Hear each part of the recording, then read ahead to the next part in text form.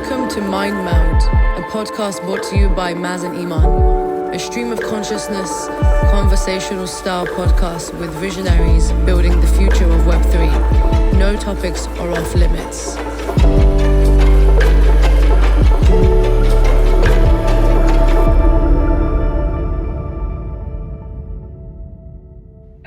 So it's exciting to have you, sir. We're always obviously been big fans of you, like big supporters of what you've been doing, and also vice versa. Like I think like you've been quite helpful in like the way we've been thinking about certain things.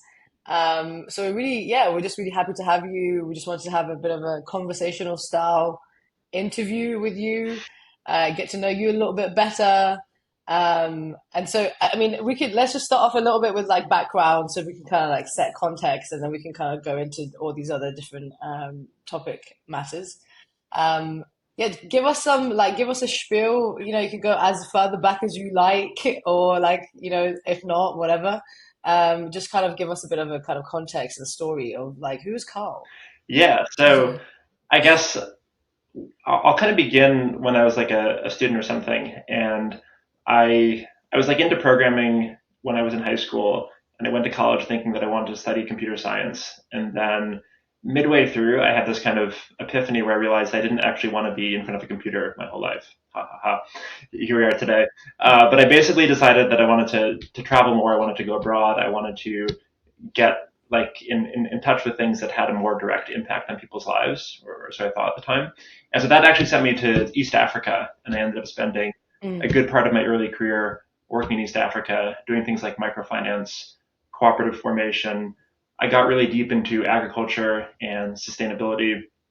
So I was working for like an international nonprofit that was helping organize farmers, give them market access, help them produce coffee, export it, get higher prices for that. And then through that, they'd be able to reinvest in their farm, get higher yields, produce more coffee, and eventually send their children to school and build infrastructure in the community. So it was like really amazing seeing what would happen when you helped communities that had a desire to improve, and they were able to kind of take control of certain tools and then get a large infusion of cash, and then amazing things would happen after that. So I did that for quite some time. After that, I founded a Web2 company that would help coffee companies use sustainability data to make improvements in their supply chain. So it was a really great experience. We were able to kind of work in 20 different countries, get a really, really interesting and valuable data set on all of the different sustainability indicators. We'd be speaking about 100,000 farmers every year, sending people out there to gather data, and ultimately trying to help companies make responsible investments back into their supply chain. So that was what I did up until 2022. And then I've been following what was going on in crypto for quite some time, living abroad and seeing how difficult like the financial system is in many parts of the world. Like, I worked in parts of East Africa that had pretty repressive governments where you weren't able to open a bank account, you weren't able to take money in and out of the country, etc. So the most basic financial access use case for crypto was like immediately apparent, and you could see how important this would be for people that don't have like a stable currency or access to the banking products that you expect in Europe. It was like clear to me that this kind of financial technology was useful, and it would be very, very powerful in getting over some of the banking hurdles and some of the currency problems that many countries have. So that part was like obvious. The part that really got me excited though was like the governance and all the experiments that were happening around how to bring communities together and give them new tools for funding things, for decision making, for voting, for identity, for tracking reputation over time. So that was the part that was like, okay, this is much more than just something which is financial technology. There's potential to rewrite literally everything that we do in society. So that got me really excited and paying a lot more attention. And then I took the jump and came in full time about a year ago. So the first thing I was working on was hypercerts at Protocol Labs. We'll probably get into that. And now I'm in the process of starting something new, which will be kind of continuing on that legacy of trying to track things back to source, figure out where they come from, figure out how much impact and value they're creating, and ideally reward them more sustainably.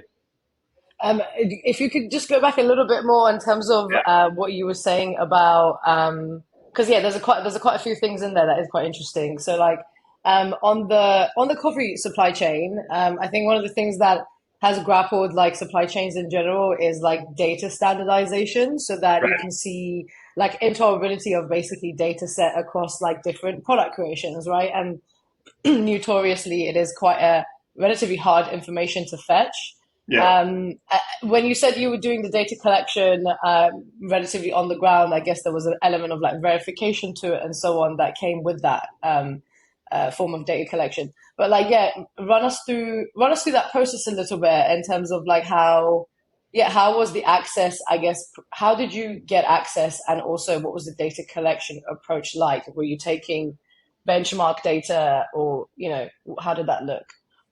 Yeah. So if you look at the sustainability agenda, there's a common set of issues that companies and civil society seem to care about. So you have things like deforestation, labor practices, price transparency, economic conditions, et cetera. So those are like there's an agenda that's been set.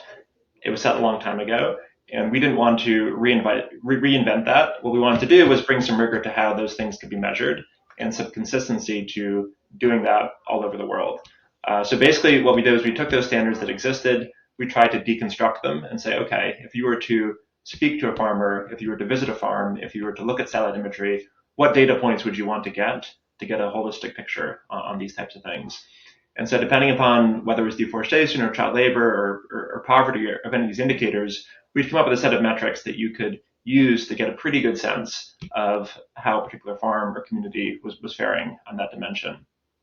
And then once we had the kind of the metrics, what we really focused on was getting very good data on the ground and building like a really strong operations machine for sending people all over the world, going in, establishing contact with a farmer, being able to complete like a 1 hour survey, get that data back, clean it. When you're dealing with data on that scale, there's always going to be lots of outliers. There's going to Yeah. be people trying to game the system and fraud. So we had to develop systems for handling that and for cleaning the data. And then ultimately, the end result of what we were doing was basically creating scorecards and reporting for companies. So there was, I think, one of the weak points of the system we constructed was that there was no feedback loop back into the communities. So basically, it was a one-way Yeah. street. You get all this data. It was very useful, very valuable, but then there wasn't really a direct connection between that data going back and changing things on the ground for the farmers. Interesting. That's super cool. Yeah. And the interesting part about coffee and just the decentralized cooperative models around farming is that it ends up becoming very much a system that can be extracted because the farmers are so distant from where the consumers end up and the entire value chain. There's so many Right. areas of exploitation, and as you mentioned, from a data point of view, as soon as there's less feedback loops, less incentives to try to kind of bolster up as the cooperative level, and each individual farmer ends up having a difficult time trying to scale what their operation is. I wonder, based on your experience with that, Yeah. there were a lot of turnarounds that I was kind of catching up on some of your writing back in the day of like successful turnarounds and what that looked like the Lemon Awards and just generally like how sometimes at a I cooperative read that level, one. I did. I really enjoyed going back Right. into the history books, but based on your experience of that in terms of like breaking it down at the farmer level, especially since there are only, I think, 20 countries that actually produce coffee. So it becomes kind of like the resource model Right. is quite constrained. And then because of that, there's almost like so much competition within those 20 and leaves so much power dynamics at the cooperative level. So what typically went into those turnarounds? And from a data point of view, as you started to introduce the feedback loops, what was the feedback from the farmers in some of these cooperatives, and I guess like some of the things that they took away from it in terms of learnings and ways to improve both the farmer level and the cooperative level? Yeah. Let me approach that question from a couple angles because it's an interesting one. I think that if you look at the history of coffee and any kind of a value chain or a system which is designed to move something in kind of its raw form, and then over the process, you add value to it, and then eventually it ends up in a consumer's hands and they drink it or they do something with it, they put it on if it's clothing. There's you typically begin with a very simple system where that raw product is a pure commodity. And the only thing that people are talking about is just the price and when it's going to be available. So like really, really basic, fully commoditized variables.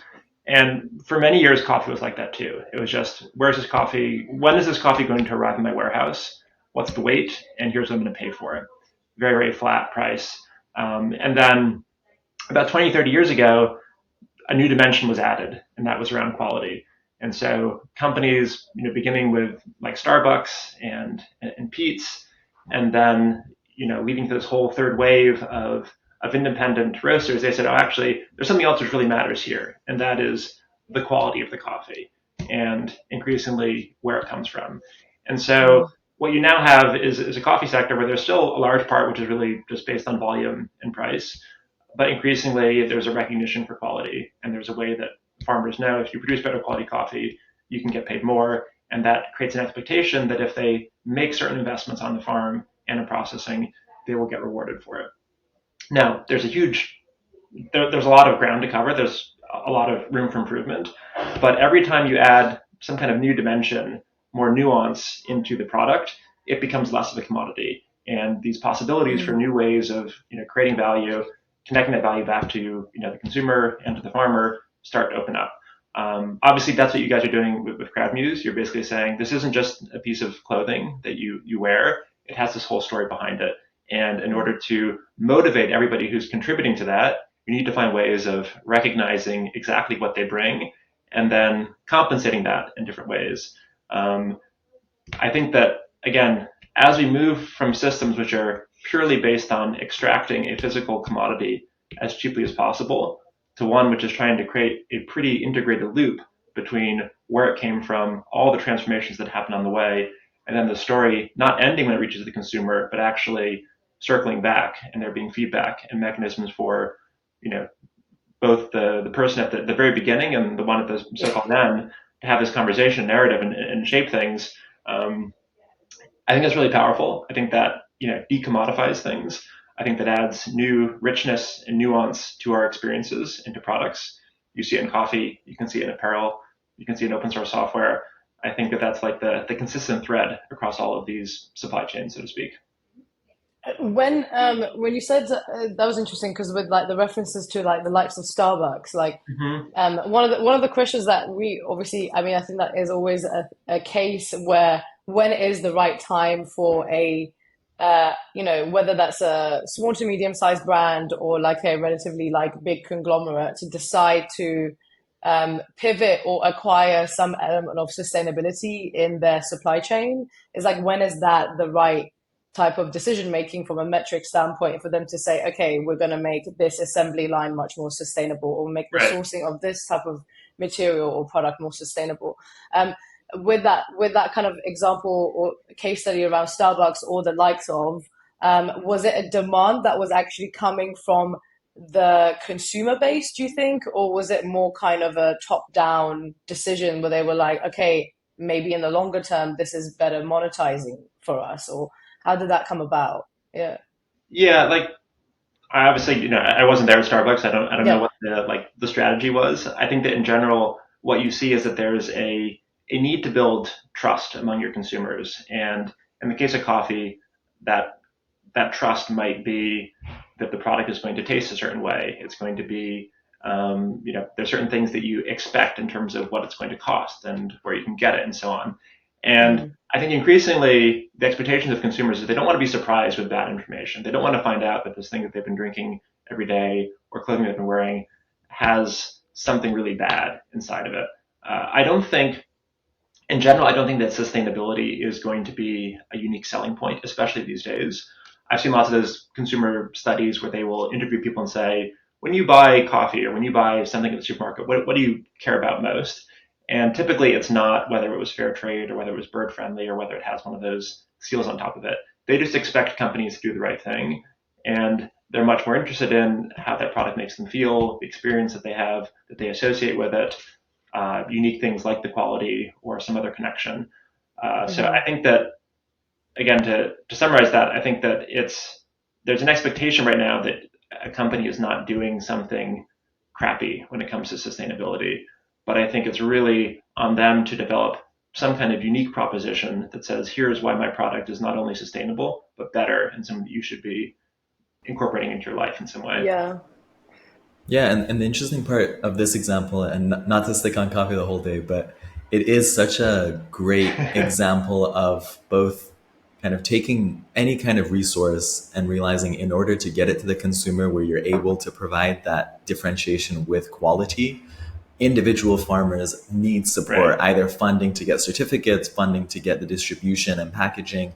And so they almost rely on either a collective model or a procurement model into an existing brand like Starbucks to be able to provide enough kind of Right. value flow back for them to start differentiating themselves on that quality. And so just reading some of Yeah. the reading up on the supply chain and also just some of your work on the cooperative side, realize how similar it was to the DAO model and how we almost do seem to iterate on these like organization models around whether it was like the teal organization introducing holacracy back in the day all the way to where we are now, where you're realizing all it is how do you bring funding mechanisms into any type of value chain and try to make sure that there's fair attribution and value flows so that the base creators, the base farmers are able to start investing that value to actually scale whatever they're doing, whether it's brands or fashion or coffee in a way. So would love to hear just based on the evolution of organizations and how that has spanned from, let's say, conglomerates, the cooperatives to what we have as DAOs. How has your thinking changed on the subject and where do you see it potentially moving towards? Yeah, so there's a lot of ways that we can explore this question. I think going back to the article that you're talking about, where I'll just kind of set the stage for I'm guessing no one else will have read it. So the basic situation is that we were trying to very quickly screen cooperatives to determine whether they would be good candidates for receiving funding, taking on a loan, being able to invest in like a pretty large infrastructure project. And so the standard way that you think about this problem is let's go out and gather some data about how much production this area can handle, how many farmers there are, how many, like all the like the business characteristics that you want. So you can create like a spreadsheet and say, okay, here's all these cooperatives, here's the ways that we'd rank them. It's very quantitative. And so in the first year of this program, that is exactly what we did. We came up with a rubric, we scored everyone, and then based on that, we had the ranking. And what we learned at the end of the year is that that was an incredibly bad predictor of how well any of these cooperatives would perform. The ones that we ranked the highest actually ended up doing the worst. And some of the ones that had really, really bad metrics ended up being the strongest performers. And the reason for that is, number one, those kind of metrics are very easy to game. People can tell you what they think you want to hear.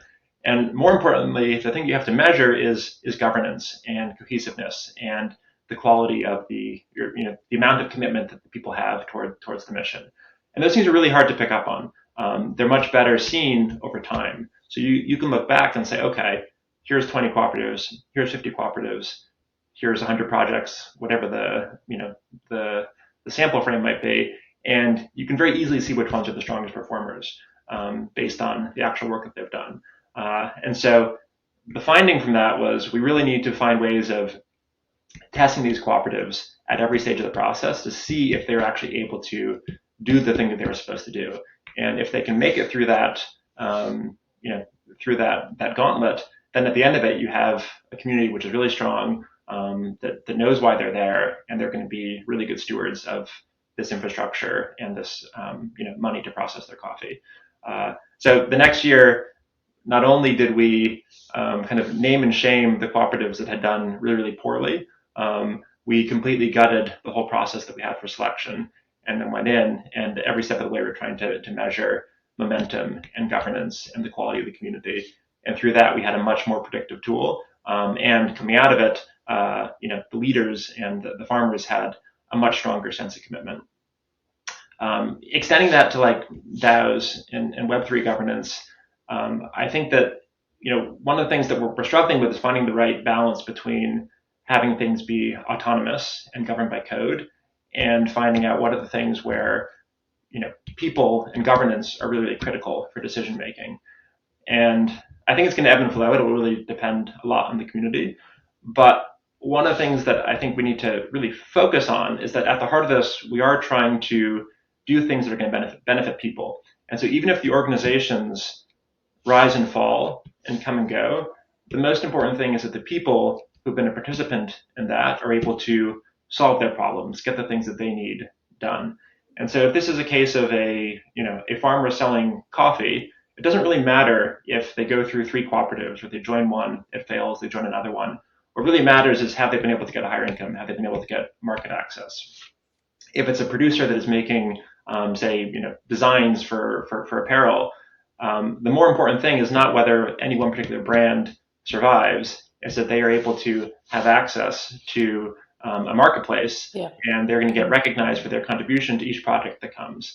And so ideally, this is a world where they have much more autonomy and flexibility to choose which organizations best suit their needs, as opposed to us hoping that this particular organization is going to be one that succeeds. Because I think there's going to be a lot of turnover, and that's probably a good thing, that organizations come, go, they suit the needs of people, and then they evolve, and the people reform, and they create something different each time. Yeah, because I guess it becomes much more relatable to the time in which it's being practiced as well. I mean, like, are these playbooks that are still intact, that are being utilized since you were implementing these? Yeah, so the cooperatives themselves, many of them are still there. Some have actually dissolved and have turned into like much smaller business groups. So instead of being like 300 or 400 people, they get down to a size of 50 or so. In other cases, an entrepreneur has come in and said, I can do these things. I'm going to have a more centralized model, and I'm going to come in and do everything myself. And I think that's okay too, because people have been shown another option, and they have the ability to exit or to reform if they want to. So ultimately, it's about having a bunch of different options that are available. And in some cases, it will be more convenient to do everything yourself. In other cases, you want to have a centralized operator take care of everything. And in others, you want to form a group and be able to do things as a group. I think all those options should exist. Yeah. Yeah, and it is interesting in a way, whenever we think of organizations, it does become the main priority becomes the survival of an organization simply because of the incentives at play in the systems that we're in right now. And as soon as there's a board and then there's investors and then there's shareholders, it becomes less about solving the original problem and giving back the value to the original creators or the working level, and it becomes more about kind of extracting value to fit the stakeholder priorities. And what you're describing, it does sound a little bit closer to how natural systems work in biology and in nature, where it's not about like the ego of the organization, and it's just about kind of like pure efficiency of like, hey, if this plant is dying, start sending nutrients elsewhere. Whereas now, whenever there is some kind of value extraction, that becomes the source of power, and it actually sucks up more value and nutrients away from where it needs to go. So it is an interesting thing. And obviously the course of the things that you've worked on, it does seem to keep coming back to measuring the impact so that you can then reallocate value to the places that are the most efficient at creating more value to make this more of a regenerative system. So yeah, on the measuring impact side, I think from your work in Gitcoin, from your work in HyperCerts, obviously there's a lot of learnings. We drop it in. We dropped it in. We just gotta, at some point, we try to see how far along in the pod. We dropped in the regen. We try to see how far along we get before we drop in regen. We need to have one of those literally some sound samples every time we say regen. Go for it. Yeah, so I think one of the things that's really interesting about Gitcoin as a community is, number one, they're experimenting with new ways of funding things. So quadratic funding is really cool. I think a lot of people, when they first come, they're drawn by the idea that their donation is going to have a 5x or a 10x multiplier attached to it. And that just makes you think, wow, I should give more, because if I do, it's going to have more impact. And so I think just making that more fun and give you a much closer connection to your giving is really cool. I think it's brought a lot of attention to the space. It's given a lot of people renewed excitement about the idea of funding public goods. Because typically people don't really get that excited about charity or donating or funding public goods. But here, again, they've made a mechanism which is fun, which is novel. And at the same time, I think they've really done a great job of collapsing some of the boundaries that typically exist between people that are giving money and people that are receiving money. They're all kind of swimming together in this pool where many times the biggest donors are actually people that are also projects themselves and vice versa. So I think that kind of blurring of the lines is really, really powerful. I think the other thing, which I've certainly observed since I've been a part of the community, is that you build up these solidarity networks where even though projects might be kind of competing in the sense that there's a limited match fund and they all need to split that across the different projects that are in that matching pool, what they're also doing is helping each other because they know that if they're able to grow this, if they're able to bring more legitimacy, bring in more funders, then that's going to be a positive something, which is going to attract more attention, more legitimacy, more funding to the space. And so you see them going out of their way to onboard new users, to identify bad actors, to help new projects, get their application and receive grants for the first time. I think all those things are really, really healthy. And if you contrast that to how public goods funding typically happens in the legacy space, there just isn't that kind of collaboration. It's very zero sum. It's very territorial. There's a lot of backstabbing that happens. Even if you look at governments, it's very rare for a government to come out and say, hey, we saw the policy that was happening in this country and we are proud to bring it here because we know it works. We know it's served in that context and we think it's going to work well in this case as well. So I think that is really refreshing, and to see that and to be able to have it all be happening on-chain, transparently, where anybody can come in and evaluate that is indeed what's going on is just so powerful. And it's funny because with this whole just with open source and I guess digital archiving of certain types of information, it does also bring up questions around the access to that information, it being gated or not, is a question of power and control, right. Perhaps, right? That why is it that still it's such a difficult thing for policymakers to grapple their heads around in terms of making certain types of information much more public? I mean, I guess we can kind of try to assume why that would be the case. But it seems like with open source software and just and public goods being a form of, no, I guess open source software being a form of public goods in a sense, right. Which leads to your argument of why is it still underfunded, right? But does it spring up any kind of concerns around the fact that this nature of this information is still remains to be somewhat privatized to a degree or closed because there is a question of control and power? I think the primary reason that things are built in a closed way is because you need to have some kind of IP capture or value capture. And the reason for that is because we don't have good funding mechanisms for doing things in a different way. Right. And so I'm not going to be a maximalist and say that everything should be a public good and everything should be funded through regenerative, bottoms-up funding mechanisms. I don't think that might be a nice vision, but I don't think that's actually useful for anyone who's building today or for people that are looking to deploy capital. What I do think we need is there to be things that exist much more on a spectrum, where certain aspects might be more private, but then there's aspects which are purely open and composable and people can take advantage of. And through that, I think you start to enable much more creativity in how things can be funded and how far up the stack you can trace impact. So one of the beautiful things about open source software is that any project that is using another project, they will have to import that as a package, and they'll list that as a dependency. And so you can relatively easily start constructing, okay, here's something that someone created, here's someone who's using it, here's what they're using, and go all the way down the chain.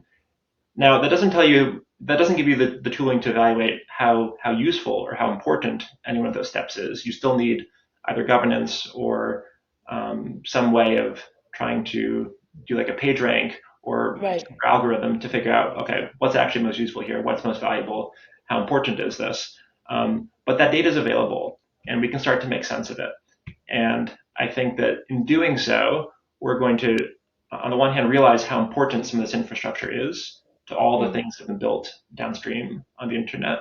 And number two, and this is where I think crypto is particularly powerful, figure out, okay, well, what if we could just route some more of that funding, more of that value that's being captured at the end, back up to the top, so that these things can be funded. And if you do that, if you start giving people a signal that there is going to be funding, then more people will actually consider that as something that they can do because they believe there might be funding for it. Yeah, absolutely. I think that obviously there is a kind of like incentive there, isn't it? But I think like at the same time, like this, it feels like at times when it comes to even for like a product like CrowdMuse, essentially, if there was already kind of accessible, you know, databases for us to go, okay, we need to get this level of metadata for this type of garment or this type of product, then you don't then have to like spend your entire like initial kind of go to market trying to amass all that data Right. from the very beginning, basically, right? Right. Because most of them are sitting within gated softwares, and so it's not accessible in that sense. And so that level of you're kind of like remaking you're basically remaking the data set from scratch for yourself, whereas it already exists out there. Yeah. And you know, it's like there's so much information, there is so much big data, let's say, that we can have already access to, but it just feels like we feel so much more behind in actually accessing or utilizing that information when it still remains very closed. Yeah. So there's one thing just about like liberating that data and making it more, just making it public, putting it on chain, Right. making it discoverable. That kind of solved the first problem, which is taking things out of these silos, out of these walled gardens, right? It introduced another problem, which is, okay, curation. Now all of a sudden we have all of this information, all this data, but we need to make sense of it. Exactly. Right now, that's kind of a weak link that we have. So with blockchains, it's very easy to write to them. Anybody can do that if they pay the gas fee. But then to go back and actually make meaning of all the things that have happened there, you need to do, it's still pretty rudimentary, but like pretty complex indexing to even just figure out, who are all the people that have supported my project in Gitcoin, and how do I get in touch with them? Like that's like a hard task right now. And so I think right now, the data layer is getting better. It's pretty good, but being able to make sense of it, that's still kind of a hard problem. And we need people, this is what I'm working on right now, but we need other teams that are trying to make sense of that data so that you can kind of reconnect, come out the other side and build front ends or ways that people are actually making use of that, and doing things without needing to mine the data themselves. And so I think that right now we kind of have, we have some front ends and we have some, good ways of writing data. It's the middle piece right now, which is needs better plumbing, so that people can do their own curation, their own discovery. You can have a range of different ways of learning about new projects or being able to identify teams that you want to support, and not having to do all that plumbing yourself. Right. Yeah, I'm happy that the whole. But ideally, you can get to a stage where, like right now, if it's coffee, if it's apparel, if it's even writing code, there's one world where you go work for a company and you do that, and you have a certain amount of stability because you're given a salary, you're given some regularity about how many hours you're going to work, and so on. But you have no control over what happens to it, right? You're basically ceding control to whoever the organization is. There's the other version, which you are an independent creator, and you have to do all those things yourself. You have to provide for yourself. You have to hustle. You have to develop a brand. You have to get known. I think there's a very exciting middle space, which is that you can do good work, that can get recognized, and you can get compensated for it. And the more mechanisms we can create for that middle space, where people don't have to do all the marketing, they don't have to do all of the promotion, but at the same time, they retain ownership, then it becomes very interesting. Because I think a lot of people would actually gravitate towards doing that if they could get some reliability, that they're going to be compensated, they're going to be recognized, and they don't have to, put on the hat of being their number one fan and promoting themselves all the time. 100%. Love that. And it does touch on the idea of curation as almost like a new role that is incentivized and people start doing it, whether from an impact certificate point of view, it's the validators that measure impact and confirm it, Right. On the creator side, you're seeing that whatever the marketplace source is, whether it's Zora, Sound, there's a lot of these creational platforms coming where you incentivize either some kind of referral reward or some kind of curation for the sake of bringing attention and distribution. Yes. Would love to see from a data point of view. I don't know how much you can share about the new project that you're working on, but from a data point of view, and maybe sprinkle an element of AI, since AI is now helping create more data and also parse through it. How do we make sure that the value from this curation layer is kind of given back to the people and not these autonomous scripts that then end up getting owned by the same big conglomerates or big tech companies? Because it does come back to the ownership of these scripts in a way. Right. Yeah, let me just quickly touch on the AI question. I don't have deep expertise in this area, so I'll kind of address it quickly. But I think there is a battle going on right now about open versus closed systems, and the critique of the closed system is that it becomes possible for one entity, one company, to get such an outsized advantage that no one can ever catch up. AI, unlike other things, it's really exponential technology. And so if you have one team or company that's able to amass a really, really big advantage, it becomes almost impossible for anyone to catch up, and you have a monopoly like we've never seen before. The downside of the open model is that as this technology becomes more powerful, people can do all sorts of things. They can do social engineering, they can do deep fakes, they can do they can plan terrorist attacks, they can do all sorts of really bad things for society. And so there's this debate which is happening right now about the merits of an open system versus a closed system. And so I don't want to wade too much into that, but I think that that's going to be whichever direction we take as a society is going to be it's going to be pretty important to figure out how either we are going to be able to prevent any one actor from getting too much power, or on the other hand, make it so that if you have a decentralized system, you are able to quickly weed out the bad actors and build a reputation for the ones that are doing good work. Hard problem. I don't want to get too much into that right now. Going more into the work that I'm doing right now, it's a direct extension out of the work from hypercerts. And so quickly, I'll show hypercerts. The idea with hypercerts is to create a primitive that allows you to track any kind of impact. So if you look at carbon as a market which is really relatively well established, you have the idea of a carbon credit, which is effectively like a system for accounting for how much carbon was removed from where over what period of time. And if you own that certificate, that carbon credit, there are certain claims that you can make. You can say that you are net zero, or you can say that you've offset a certain amount of your emissions from your manufacturing operation, et cetera. So this is a market that didn't exist 10 or 15 years ago. Now it's pretty big. There's billions of dollars that are going in to carbon credits. And anybody who has an environmental project, they now know that this could be a source of revenue for them. They say, okay, if I do certain things, I'm able to create carbon credits, then I can receive funding for this. And so it changes the economics, it changes the business models that they have access to. What if you could do this for all sorts of different impact vectors? What if you could do this for science? What if you could do this for research, for journalism, for open source software, for supply chain sustainability?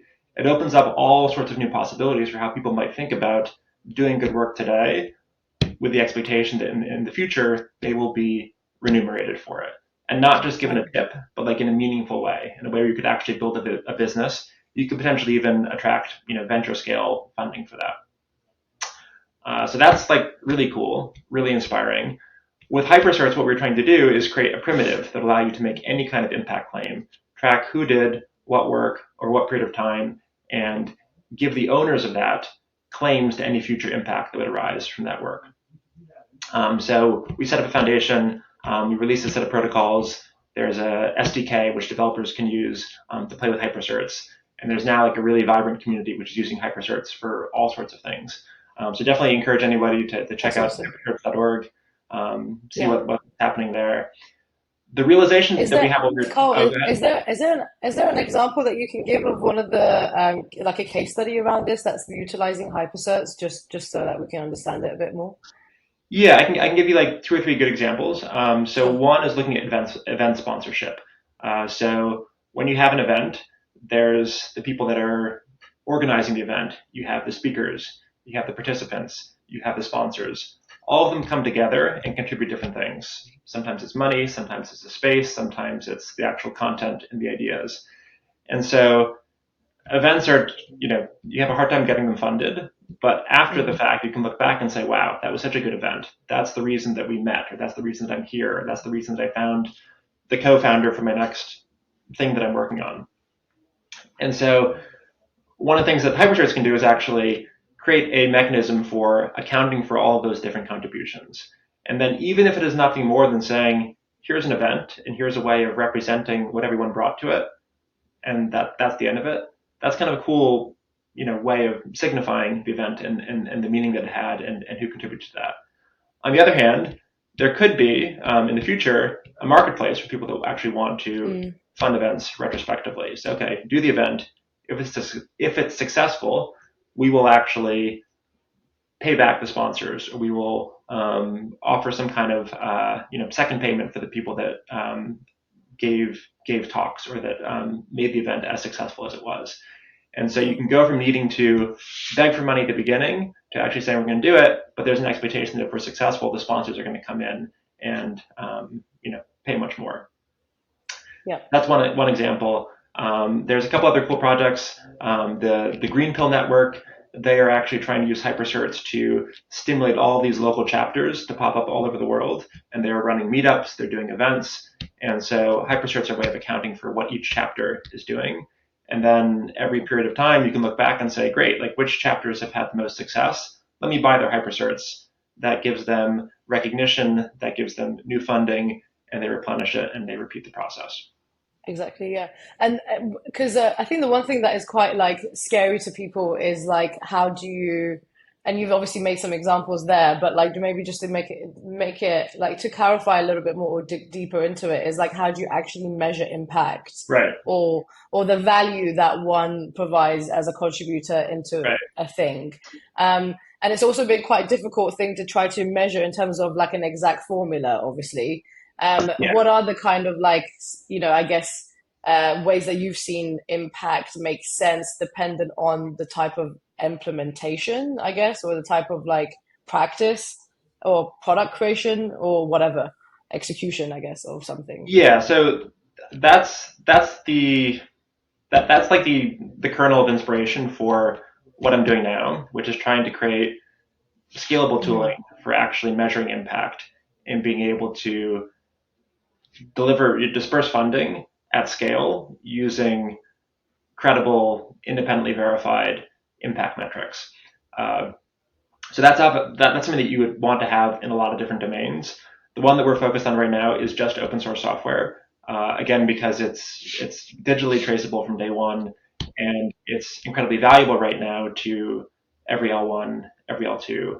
Uh, they basically all have the same problem, which is they want developers, they want users to come, they want to see useful apps being built on their chain, and because they're decentralized, it isn't as if you can just sit Yeah, down with all of the team members and say, great, this quarter we're going to ship this, and next quarter we're going to ship that, and then come up with a plan. You literally need to encourage the community to come up and build things. And so the only mechanism that these L1s and L2s have to do that is grant making. So they want to give out tokens, and over time, the goal is to see more developers and more users come and build things on their network. And if no one comes, if there's nothing useful to do there, the token price is going to go down and the network yeah, is going to become irrelevant. Uh, the great thing about this is it's not zero sum. Everybody actually wants to grow the space. They want more developers to come. They want more users to come, and they're happy if they're using, you know, multiple chains. But overall, what they want is just to grow the space in general. They want more people to come and work here permanently, to do more things on chain, etc. So what we're trying to do is create the data layer for measuring impact in open source communities. We're trying to combine the off-chain piece, which could be in GitHub repos, it could be in package managers, with the on-chain piece, and use that to give communities what they need to figure out which products are having the most impact. Mm-hmm. And this gets really interesting. Like when it's a relatively small network, let's say you have 30 or 50 projects, it's still relatively easy for one expert or a team of experts to look across and say, here are the products that have had the most impact, and kind of do that evaluation on their own just because they know everyone. As you get towards a larger ecosystem with 200, 300, 1,000 teams, it becomes impossible to do that. Right. And if you want to reward a whole kind of diversity of different types of contributions, you can't do that. It's impossible to go in, even with Gitcoin these days, it's very difficult to be knowledgeable about all the projects in every single round and make an informed decision. You couldn't do that. You couldn't diligence each one on your own. You need some kind of metrics or heuristics to scale that. So what we're trying to do is create a way of bringing some quantitative analysis that can help humans make better decisions and inform the grant making. Also, that's really exciting. And then is there going to be an element where there will be some form of like, I don't know, machine modeling to ensure that you can get some form of a predictive analysis out of this? Because then you'll have a lot of information that you can actually play around with to create models out of, surely, no? Yeah, so I think in the long run, that's probably where it leads, is that you'll have all of these experiments that you can run, and you can see which one, like what is the right combination of funding and metrics to deliver the right kind of outcome that you want. I think we're so far away from that right now. Even just trying to get basic information, like here's 200 projects, which ones are still active, which ones have received funding in the past, and which ones have put something on chain. Like that's kind of it seems like it should be an easy problem. It's not hard, but you need that as a foundation in order to make sense of anything else. So we're kind of starting really at the basics, just trying to get all that information, have a single source of truth where you can see that information about projects, any open source project. And then from there, where it does get exciting is saying, okay, like maybe we thought this was a good metric, but it's actually not a good one. It's easy to game. So let's get more elaborate. And increasingly, if you can get better metrics and you can tie funding to them, then you start getting smarter about how to spend and how to incentivize impact on your network. Mm-hmm. And it really, I guess, becomes a game of data. And I really like that you guys started with on-chain, off-chain in the open source side, because everything is already somewhat digital and it doesn't go into bringing someone in to measure it and then questioning the accuracy and validity of that measurement. This almost makes it the best case for programmable funding, where you can kind of pre-program in, given a protocol or given a community, how do you weight certain contributions? So it could be transaction volume, it could be the number of people still actively contributing to a repo on GitHub. And I remember early days of SourceCred, which was one of the first iterations of people trying to value contribution.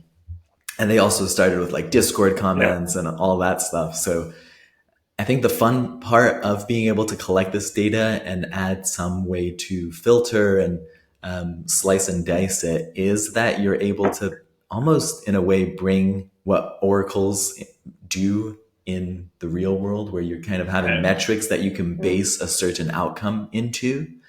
And so thinking about that data and also thinking about how it can potentially be monetized. I don't want to go into the direction of like prediction markets, because that's obviously one way. When you have real data that's both on-chain and off-chain, you can kind of bring liquidity and speculation into a system.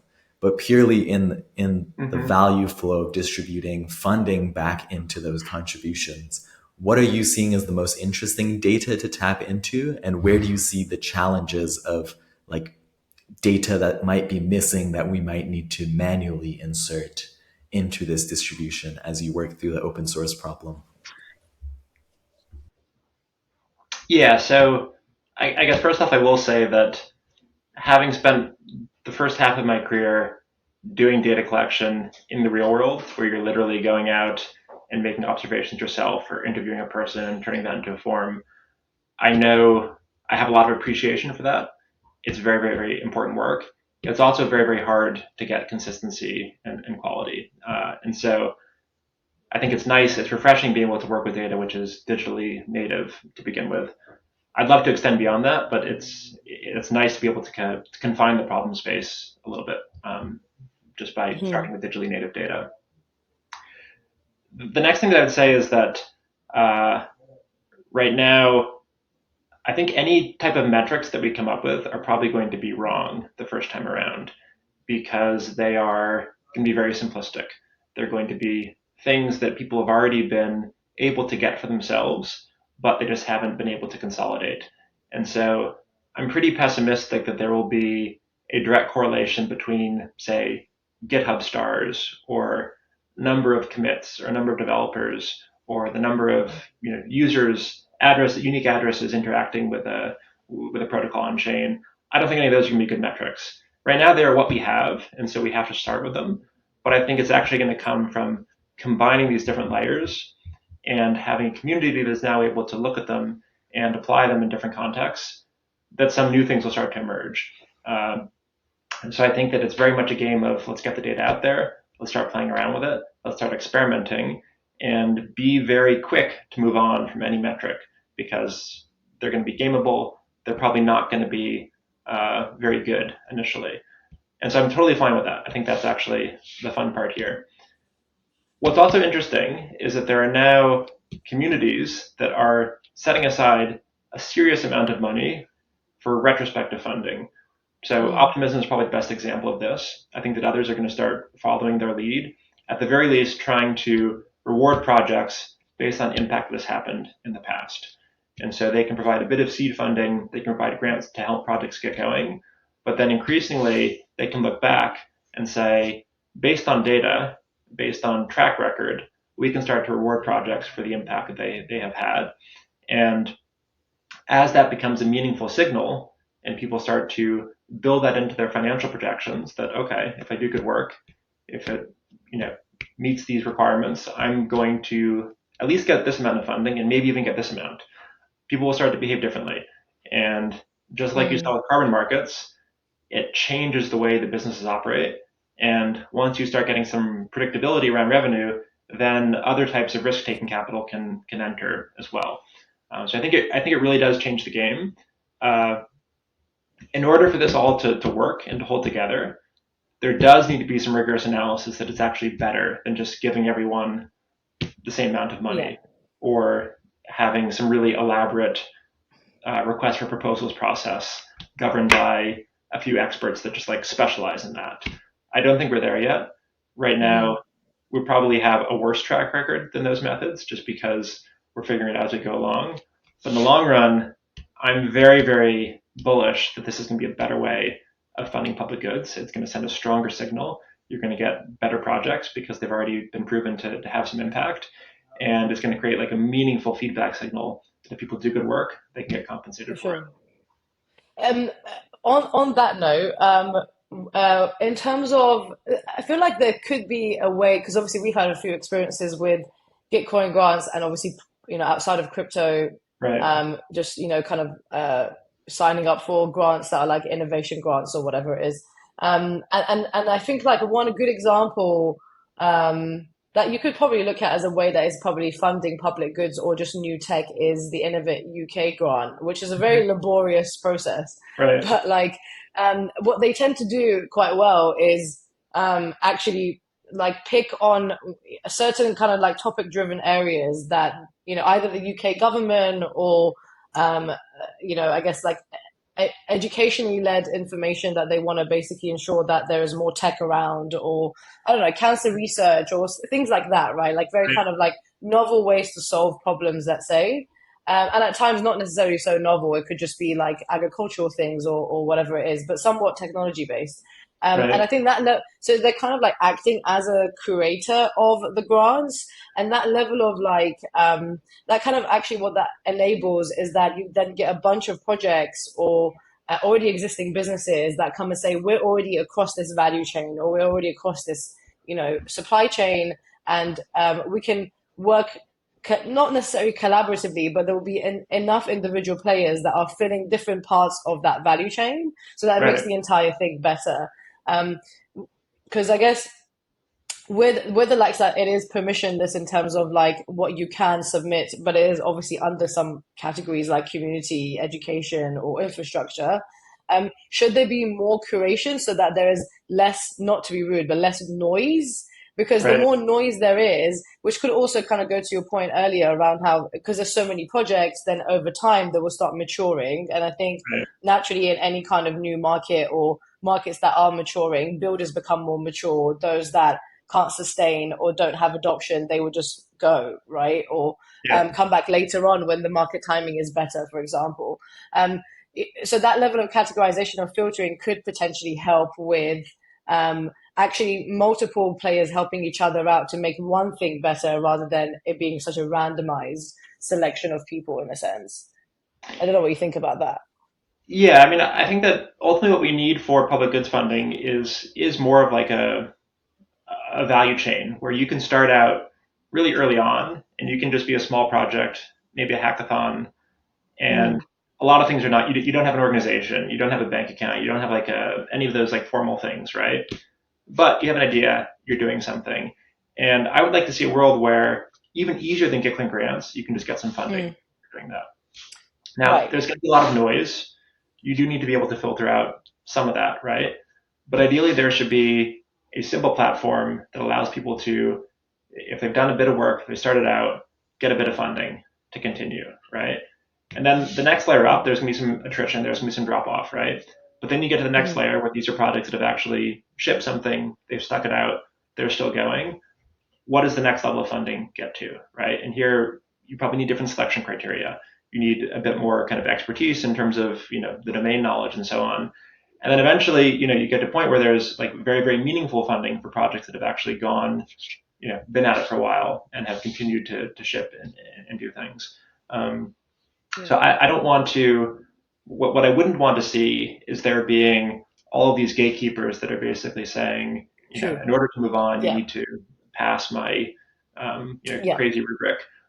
I think a much better system would be that these are like composable funding systems. So if someone has funded something very early on, like a GitCoin grant or so on, if it moves on to the next stage, there's some recognition that is brought along that this was, these are the donors, these are the people that believed in it the first time around. They got to this level, and now it's a mature project. I think that kind of traceability for how a product evolves, who supported it over time, and for the ones that get to that next stage, then being able to access much more meaningful amounts of funding is really important. Yeah, and that's a good point. And on that note, in terms of like, we obviously talked about it. There's a lot of projects, and so there is a lot of volume or frequency of projects being submitted. Right. Do you worry that if crypto or whatever other funding mechanisms that we're looking at don't necessarily get understood or educated to like markets outside of crypto in a sense, that it might eventually start drying up? Or are we, because at the moment what's happening is there is, from a consumer crypto perspective, what's happening is that there is a ton of, DeFi infrastructure, let's say, but where are the users, right? Or where is that volume that we're waiting for to showcase that this is potentially for a mass adoption in a sense? Are you concerned about any kind of timing issues right now that could actually deter the rate of adoption at this current stage? Yeah, I think that timing is always hard to put, gauge. Put Yeah, I think that it's probably going to be longer. We've got a few more months, probably, hopefully not a few more years. I think that what I would say is that we have very good financial infrastructure right now. Like the ability to bring a group of people together and have them use even stable coins as a way of, funding things is really, really powerful. It allows people to collaborate from all over the world and not have to deal with all of the infrastructure that's typically required to just pay people and compensate them for adding value. I think that we don't yet have the other use cases which are going to unlock completely new things. So, the social network, the web of trust that is required. Right now, I trust you because number one, we've interacted in various online communities. Number two, you've been at this for a while, and I've kind of seen that continued development and building of a community and shipping. And number three, we've also met in person a couple times, right? Right. And so right now there's like very little that would allow anybody else to kind of pick up on the fact that we know each other in some way, unless they've been following these things. But increasingly, as tools like Farcaster and Lens start to mature, I think that idea of there being a dense network around certain types of builders and certain types of teams will start to emerge. And so combining, the payment, how much money have they received, and number two, the social network, how ingrained are they within the Ethereum community or within like the regen crypto Twitter or crypto Farcaster or whatever it is, that's another signal. And then ideally, if you can also bring on like the proof of work, the artifacts, the things that you are shipping, and say, yep, and here's a way of verifying that this team is actually building and continuing to ship and driving usage, all those things come together. And I think it should be actually quite easy for someone to say, who should we fund? Well, we should fund a team that's been around about this size, continually ship something, and it's in this domain. And then the curation becomes a problem. But ideally, the data's there, and it becomes very apparent that this is the right team to fund in that way. So I think that like once all those things start to become possible, I think it'll be very, very interesting. Like there isn't a better way to do this through legacy systems. It's not as if there are teams of people figuring out ways of doing this on top of Stripe, on top of like traditional infrastructure. It does not exist. It's only happening in crypto.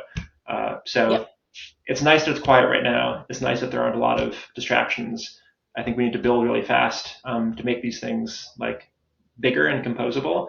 And then I think that if the next market cycle hits in 6 months, a year, 2 years, or something like that, we'll be in a much better position to actually not let people down and not have all the money go to things that really don't deliver on their promises. For sure. Yeah, and I guess in terms of market cycles, there is an element that brings back that speculation that we mentioned. Of course, in the retroactive funding model, it is a little bit more based on measuring data points, reputation, understanding where the value will flow. But as soon as we start looking at public goods or just any type of kind of real world project that is a little bit more high capex, it is interesting where you can start drawing almost like a graph of like higher the capex, the higher the upside or speculation needs to be to make it work and worthwhile to invest. And so I think from an open source development point of view, because there's so much leverage in the code itself and how it can amplify value, it's still kind of as a funding mechanism, retroactive works really well. But as soon as we shifted towards kind of like civil open or civil public goods or things like supply chains and climate technology R&D, you do see things like hypercerts and IP NFTs trying to capture that value upside in a way to use provenance as a way to bring value back as soon as the thing works. Have you thought about the high capex? And I guess obviously working in hypercerts you have, but does that take the market cycle to come in? Is it about creating a better UX for something like Friendtech to fund these types of things to make it both fun and potential for some kind of volatility and speculation to bring people in? Or is it just a timing thing that it's going to take, let's say, another market cycle to be able to fund some of the harder high capex projects? Yeah, it's a good question. I think there's definitely a myth that most open source is just done by people on the side, nights and weekends, and so on. And therefore, it has a much lower, I guess, fixed cost than something like drug research or building out a commodity supply chain. Now, you could probably get the data and figure that out, but I think that we do need to move beyond that kind of basic vision or basic construct of open source is just something that people are doing kind of on the side while they have a full-time gig that is what pays the bills. Even though that might be the case for many people right now. I think the seed funding and like the funding to get going is a really, really critical constraint right now. I think that keeps a lot of teams from being able to build or from being able to build at the rate that they would like to. So that needs to get solved for. There is a role for, risk capital, people to place bets on teams and say, I think this team is going to create something amazing, and I want to fund them to do that. I think, and at the same time, companies, teams, they need business models that will allow them to create revenue in the future. Like, I don't think everybody should be reliant on public goods funding to do what they're doing. More what I'm saying is that there's this kind of spectrum where some things might be purely in public goods, some things might be purely private goods, but there's a lot of stuff playing in the middle, right? And over the life cycle of a project, it can ebb and flow between those different positions. The thing that I think is important to unlock this is there being more examples of retrospective funding, of funding that is available after the fact for good work. In the same way that in private capital markets, there's an idea that if you fund something, then eventually it will have an IPO. There'll be a public market, and everybody gets paid at that point in time. If it is something like drug research, then there becomes a point in time when you are able to go to market and have a valuable drug, and so people will take risk and fund that. I would like to see a world where there's funding for public goods, which it could be 3 or 4 years after a product's been around. If it reaches a certain milestone, it could qualify for significant funding, $10 million, $100 million, like big sums of money that will convince people with a risk appetite to actually invest at the earlier stages and help some of these projects get off the ground, because they might be able to get a share of that future payoff. Mm-hmm. We're not there yet. I think we definitely need to be creative, especially in this phase of the market where there isn't a lot of new money coming into the space. But I think ultimately that's what's going to be required here, is like significant funding coming in, creating those like exit events or those liquidity events for projects that have had a meaningful impact on public goods. Yeah, it's just this whole like funding, like even grassroots projects or like teams that you just basically like personified.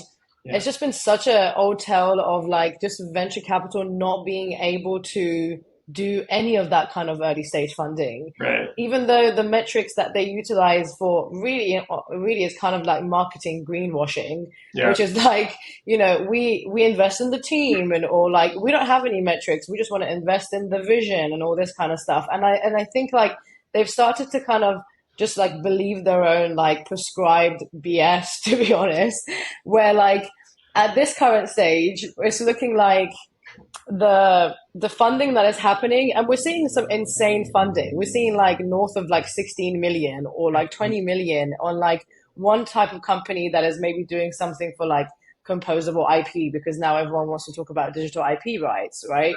And it's backed by some of the biggest venture firms, right? Yeah. But it's like, so then there is money. Obviously, there's always going to be money because VC's got to deploy, they have to deploy their fund. But it's like these guys don't necessarily listen to these types of ways of potentially investing in these grassroots projects.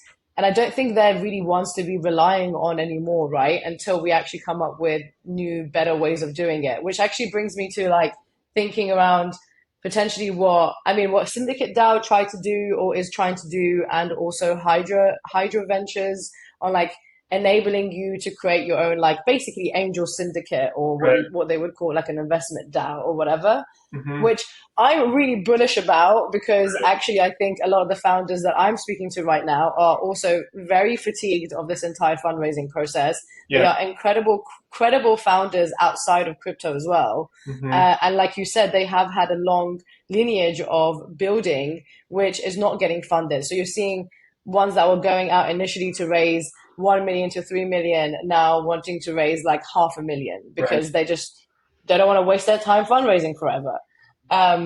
So there's a genuine like question to be had here of like, do builders just then come together with their kind of with their own LPs in a sense, creating consortiums or angel syndicates around themselves to fund each other, right?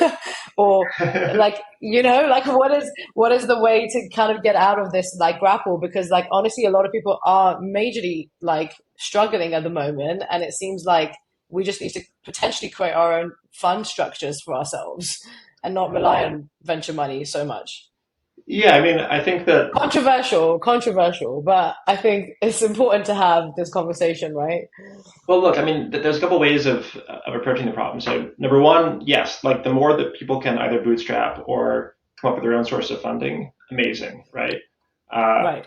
and I think that in doing so, you build this like very dense network, this web of trust of people that have gone through it, that support each other, that see the struggle and they want each other to succeed. So that's like really, really powerful. And you don't really get that in a typical portfolio of investments in a venture the VC Hmm. has. The other thing that I think we need, and we don't have a good substitute for, is that VCs are very good at seeking out heuristics and comps. So they will look at the team, and there's certain things that stand out when they're looking for a team. What schools you went to, what companies you worked for before, what have you done in the past. All of those things that come down to pedigree, right? And Hmm. then they also look at the pitch, right? In 2 minutes, what can you say? How persuasive is it? What does the deck look like, et cetera? Or make a decision after one call, which is Right. like ridiculous. Yeah. Yeah. So we're still kind of in the dog and pony show part of the process, right? Where Hmm. it's based on heuristics that are probably not great predictors, and it's based on the presentation that you give. Uh, I think we can all say that those are flawed metrics, but I don't think we can say here are the better ones to look at, or we can't Right. point to here's here's a replacement for this, and here's proof that it has better results. I think we need to build that. I think that's really what the challenge is right now, is to come up with better ways of measuring ROI or better Hmm. predictors of what teams are going to be most impactful. Yeah, because the I guess one of the pain points is that the metrics that have been, I guess governing startups for so many years Right. or governing ROI for VC has just basically remained the same, and Right. those metrics are just being utilized in four models that are meant to be quite different from its predecessors or a Right. hybrid of both, right? Right. And that level of I mean, there are potential venture capitalists and also particular investors who we've obviously chatted to, that are thinking around like new forms of performance metrics or even Right. how to, because it is completely different types of business models. And if a VC who is looking at the same metrics of Web 2 cannot necessarily Right. translate something new over, then it's not gonna make sense. It's gonna look like a really bad deal. Yep. Yep. Exactly. I mean, I think that what Graph Paper Capital, for instance, are doing is really, really innovative in that respect.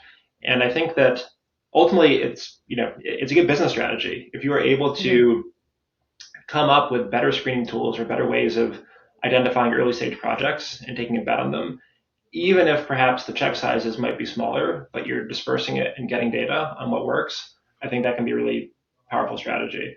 Um, what I'd like to see, what I think we need is fewer barriers to entry for people to get going and to start building, and Hmm. then there are different filters that can happen. And I think that later stage things like, do you have users? How much are they paying? Are they growing? Are they sticking around? Those are probably pretty good metrics, at least. Yeah, They're harder to game, absolutely. right? Yeah, I mean, product market fit is still very relevant. Yeah, exactly. It's not about throwing away, the playbook or anything like that Right. whatsoever. But I think it's just about developing what's already existing, Yeah, and waking up to the fact that it just needs more development, yeah. in a sense. But it's like the pre-product market fit stage, which is really critical, right? Yes, Obviously, once you get a product market fit, great, you'll have people sure. lining up to fund you.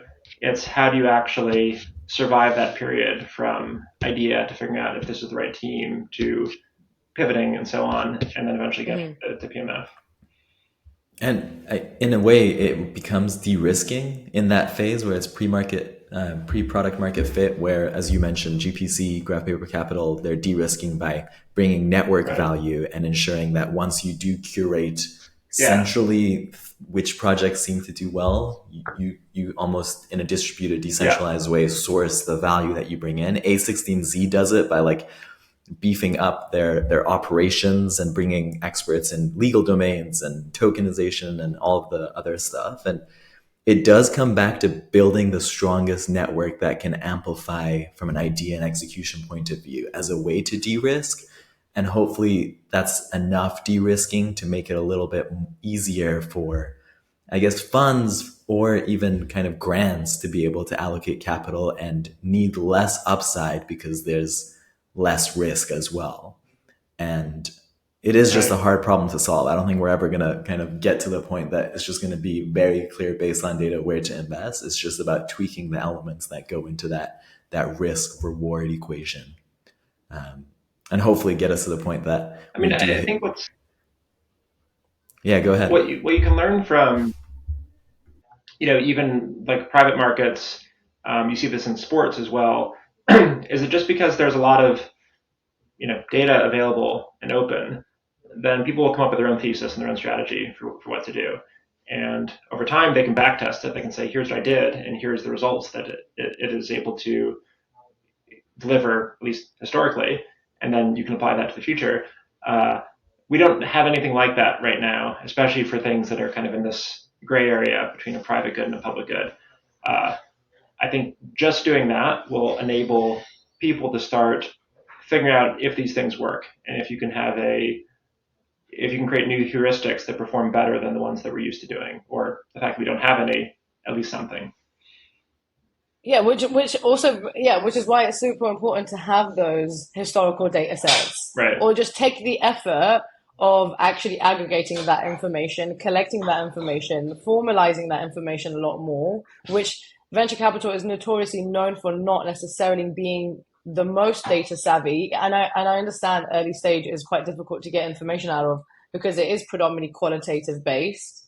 But there is enough information from in the first year of build to already do a bunch of comparative stuff. Right. If you need to, across builders that are building across similar products, basically, right? Because the one thing that is still really difficult, even though as a VC you get a ton of deal flow, is that if you ask them, okay, so what is the metric that you want me to, or what is the rate of traction you want me to show you for you to invest in me after a year of building, they don't have the answer. Right.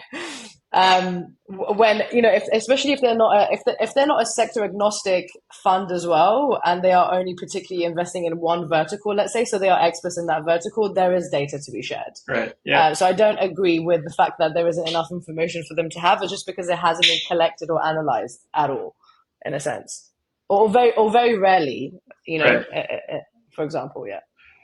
Yeah, one of the things that I've done just for Gitcoin grants is, at least for the open source software projects, I've gone in and said, okay, are these projects actually active? And it's just very simple. Are they regularly putting stuff, like shipping stuff or committing to their repo? And if they're not, fine, I can just eliminate all of those ones that haven't done anything the last 3 months because I'm not interested in supporting that. And just even that, just having a very basic filter, are these projects active or not? I think that they should have a little bit of funding, at least. I would be happy for all those projects to get a bit of money to keep going, provided they are shipping and they're due to appear to be people that value whatever it is that they're creating. Again, I'm not going to go in and look at each one and say, okay, is this useful to me? Is this something that I need? But just the fact that they are shipping something and their community appears to be growing suggests that they're doing something right. There should be a bit of funding. Again, maybe Gitcoin grants level of funding, so a couple $1,000s every quarter. That's right. Yeah. Yeah, that's exciting. And I know we're hitting up on time and the conversations always flow, so excited to have you back at some point and learn about how... We're just about to get into a debate as well. That's I love it. But maybe just closing on the final one of either if there's anything that you'd like to shill or anything that gets you excited about the future from all the projects we've seen in Gitcoin, from all the projects you're looking at, advising, supporting. Anything you want the audience to hear about and get excited for. Very soon we'll be releasing more information about Open Source Observer, the product I'm working on now. So I'll do a preemptive shill for that. I think that in general, my only other, parting word would be that this definitely feels like the hardest part of the market cycle to get through. Like it's been a while now where prices have been depressed, attention has not been in the space. You kind of feel a bit embarrassed to say, oh, like I work in crypto or what I'm doing is crypto adjacent. I think that this is also the best time to really find people that are here for the right reasons and to connect with them and to build those connections that in the future will carry us forward to the next stage. So I know that there's like frustration and people are itching to get to move on. I think this is like kind of the most important and informative part of the cycle to really figure out who your community is, who are the people that you want to associate with, who are the people that you trust and you think are genuine. Because I think that will power the next cycle. And so I just want to say it's like been pretty inspirational seeing you guys from like when we first met, I don't know, a while ago, continuing on that kind of riding the roller coaster, continuing to show up, continuing to keep working on it. And so I think that those are the types of things that like I think will really pay off in the future. So appreciate what you guys are doing. Oh, thank you, Carl. That's very sweet. Thank you. Appreciate that. But yeah, but also when can we see more on so open source observer is the URL and that's not open yet? Yeah, it's just a landing page right now. So we've been like Okay. deep in the data. So we've just been. You can go to our GitHub repo. You can see that we are shipping or we're building very very fervently. We are still not ready to release the front end yet, so that'll Okay. be a little bit longer. Hopefully by the beginning of November, in time for Optimism Retro PGF3, we'll be dropping much more. And with hypercerts, are you still working on this alongside? And with Protocol Labs, Gitcoin, there's a bunch of stuff that you got going on. So, like, what are your other focuses at the moment? Yeah, so I'm a Gitcoin steward. I'm also like the equivalent of a steward for the Hypercerts Foundation. So there's a separate foundation that is looking after the protocol. There's a small team that's working on that. I'm not doing that full time right now, but I continue to be pretty close to the people who are and an active Mhm. contributor. And then what else? I'm still a part of the Protocol Labs network. They're also in the process of decentralizing and spinning out lots of different teams. So I'm Awesome. one of those teams, and then I'll be at DevConnect in Istanbul in a couple weeks. Yes. Yay. Amazing. We'll see you there. Excited Yeah, to hang out more. awesome. And I think just something to Definitely. end on. I love that you said deep data rather than big data. So maybe we can meme deep data into existence. Deep data. We I'll need coin to the we need phrase. to increase Yeah, we need to increase the SEO on yeah, exactly. that. That's Deep tech, awesome. not Yeah, it's deep all tech. Deep data, not yeah. data. I like it. Hello again, Carl. It's been almost 6 months since the kind of initial pod, and we thought before we released it, took a while to edit and get everything going, especially while we're trying to build in heads down mode. Thought it would be nice to revisit some of the topics that you're up to, specifically what you've been working on in the past 6 months. And from the last one, I think people will be able to kind of relive it and watch it in one sync. But we talked a lot about capital formation, open source incentives, and building better systems. And so just capping off that episode with a quick 15-minute, 30-minute jam to see what's going on. But how are you feeling 6 months later? Good to have you on again. Yeah, sounds good. Um, it's been a pretty wild 6 months. A lot has happened. I think when we recorded the last episode, the Optimism retrofunding round 3 was just kicking off, and since then we've obviously gone through that. Open Source Observer, the project I'm working on, we launched as well, and now we're kind of gearing up for powering all sorts of different types of like data-driven and impact-based funding allocations. So yeah, the last 6 months we've kind of gone from having some ideas in theory to now having them out there in the real world to test and react to. That's awesome. And in a way, it almost makes it more exciting to see how much can happen in 6 months. We also sometimes step back from kind of just being fully heads down and realize how far we've come. And so I think from your perspective as well, there's so much more, both data and retroactive funding that's been happening. Retro PGF, especially, we got a huge grant from it that has really made an impact for us to continue and move, kind of keep building and make sure everyone from the contributors are getting paid. And it's also just a lot of learning from the community in terms of learnings from each retro PGF, and whether it's people saying like it should be better or people saying it's amazing. I think either way, the whole point of doing these in phases is so that you can learn from it. But maybe just starting with what you mentioned with retro PGF 3 and kind of some of the other grants program that have been happening. How are you looking at things differently in terms of like pure open source retroactive funding, and maybe on the measurement side as well? We can start there. Yeah, so I would say that the way that we're thinking about this is that over the past 10 or 15 years, you've had a lot of different fields where there's been some kind of a data revolution that has happened. So one example is like looking at sports. And so historically, there was all sorts of subjective assessments that scouts would make when they were looking at players, and that would go into factoring in, which teams they thought were going to be the best and which players were going to be the best in those teams and so on. And then people realized that actually there was all this public data available about how players were performing and how games were, the different dynamics of a game. And that led to this kind of revolution in using analytics and data science to improve sports outcomes and so on. You obviously have the same thing going on with like hedge funds and in the financial industry, where people are now basically looking for any possible arbitrage opportunity. And so you have teams of data scientists around the world that are basically taking public data and doing all sorts of analysis on top of that, and then using that to inform funding decisions. Again, in sports, it's what players should we get and how should we arrange our lineup of players. In the financial industry, it's what bet should we place. The thing that we are excited about is actually taking that same skill set and applying it to the area of impact, and how do we fund public goods more effectively. Again, with open source, and increasingly with all the different types of contributions that are happening in the Ethereum community, there's public data that you can draw upon.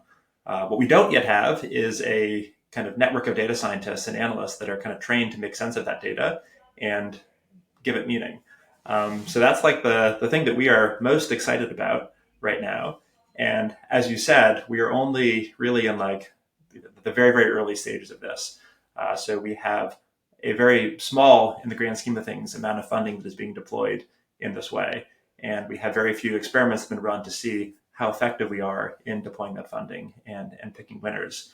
The goal, of course, 3 or 5 years from now, would be to get much better at identifying an area that we want to have more impact in, and then being able to deploy funding against that. Ideally, over time, as you see what teams are doing and who's contributing more, and having certain positive signs of momentum, you can reallocate that funding dynamically, so that eventually, by the end state, you're actually able to have dynamically adjusted the funding in order to achieve the impact goal that you have in mind. Yeah, it's amazing.